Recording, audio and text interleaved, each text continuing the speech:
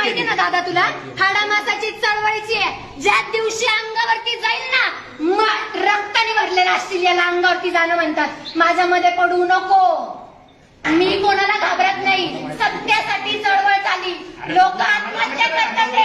तुझं ऍडमिशन झालंय, तू मला बोलू नको. पोरं 3-3 आणि 4-4 लाख रुपये द्यायला माझा बाप मुख्यमंत्री नाही.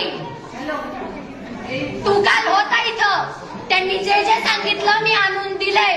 त्याला सांग लेखी द्यायला. मी माझं वर्ष वाया घालवणार नाही.